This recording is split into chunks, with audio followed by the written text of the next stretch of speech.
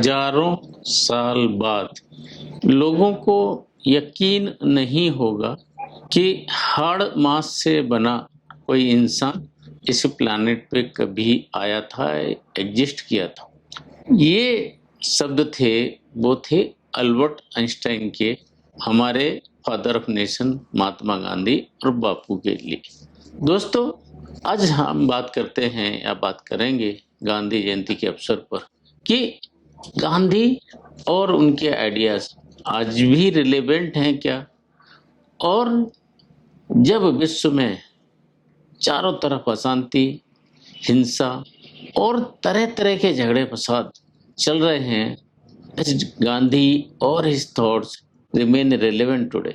दोस्तों, एक चीज बहुत क्लियर है कि Gandhi as a person, you may like और you may dislike him, but ideology की तरफ अगर हम बात करते हैं, विचारों की बात करते हैं, तो मोस्टली जो विचार आज से बहुत साल पहले जो थे, एप्लीकेबल थे, रिलेवेंट थे, even in modern times, even today, I think they have become more relevant today, because क्या हुआ कि समाज का, विश्व का जिस दिशा में अग्रसर हुए हैं सब चीजें, तो हो क्या रहा है कि एक देश दूसरे देश से लड़ रहा है, एक समाज दूसरे समाज से लड़ रहा है, क्लाइमेट चेंजेज हो रहे हैं, इकोनॉमिक वेल्थ का कंसंट्रेशन हो रहा है, सोसाइटी में डिवीजन हो रहा है। ये जो सब चीजें हैं और इससे रिलेटेड दूसरे एस्पेक्ट हैं, वो बहुत ही रिलेवेंट हैं टुडे। अगर गांधी की बात करते हैं, उनके विचारों की बात करते हैं, तो सबसे पहले हम बात करते हैं सत्य और अहिंसा।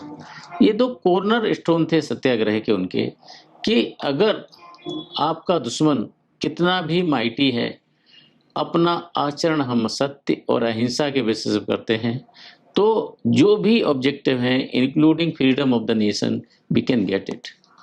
एंड इसी आइडिया से इन्फ्लुएंस होके, प्रभावित होके नेल्सन मंडेला ने साउथ अफ्रीका को आज़ादी दिलाई, और डॉक्टर मार्टिन लूथर किंग ने ब्लैक्स को अमेरिका में जो जगह मिलनी चाहिए थे, उनके सिविल राइट्स मूवमेंट के जरिए, गांधी के जो नॉन वायलेंस के तरीकों को लेकर उन्होंने अपने समाज को, जो ब्लैक समाज है अमेरिका में, उसको वो स्थान दिया।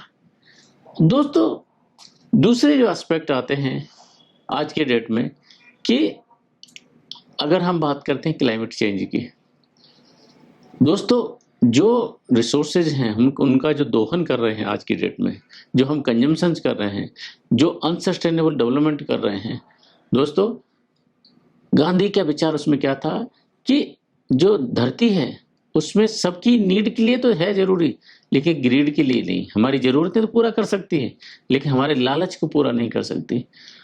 और एक रिसर्च में आज के डेट में ये पाया गया है कि जो धरती के रिसोर्सेज हैं, प्लानिट के जो रिसोर्सेज हैं, 117 टाइम्स मोर रेट से हम इसको यूज कर रहे हैं। इट मीन्स अगर इसको 100 को रिप्लेस कर सकती है और हम यूज कर रहे हैं 117, तो क्या हो रहा है कि उसकी सस्टेनेबिलिटी में धीरे धीरे डेफिसिट हो रहा है। उसी की वजह से देखेंगे कि ग्लेशियर पिघल रहे हैं, ग्लोबल वार्मिंग हो रही है, अनटाइमली रेन्स हो रही हैं, टॉरेंशियल रेन्स हो रही हैं, फ्लड्स हो रही हैं, ड्रॉट्स हो रही हैं, इसीलिए कि हम जो प्राकृतिक रिसोर्सेज का दोहन है ग्रीड की तरह कर रहे हैं, सस्टेनेबिलिटी की तरह नहीं कर रहे हैं। दूसरी एस्पेक्ट करते हैं दोस्तों कि कंसंट्रेशन ऑफ वेल्थ। गांधी के आइडियाज थे कि इक्वलिटी होनी चाहिए समाज में, और धन का जो वितरण होना चाहिए समान रूप से होना चाहिए। अगर आज के देखेंगे कि जो अपने देश में भी 80% of wealth is concentrated at least in few hands, not more than 10%। तो ये भी जब समाज में असमानता आती है तो वो हिंसा की तरफ समाज जाता है। दोस्तों, जिसके पास नहीं होता है वो जिसके पास होता है उसे छीनने की कोशिश करता है। जिस देशों में इकोनॉमिक इक्वलिटी की समस्या आती है, इकोनॉमिक इनइक्वलिटी की समस्या आती है, वो समाज कभी भी एक अच्छे समाज की तरफ, एक एनलाइटेंड समाज की तरफ, एक सभ्य समाज की तरफ बढ़ना उसका असंभव होता है। हम सांप्रदायिकता की अगर बात करते हैं, गांधी जी ने हमेशा रिलीजन्स को समान समझा और दूसरे जो समुदाय हैं उनको आपस में जोड़ने की भरपूर प्रयत्न किया। आज दोस्तों देखेंगे कि समाज में डिविसिवनेस, विभाजनकारी शक्तियां अपने कुछ स्वार्थ के लिए समाज को विघटित करने से, समाज को विभाजित करने से नहीं चूकती हैं दोस्तों।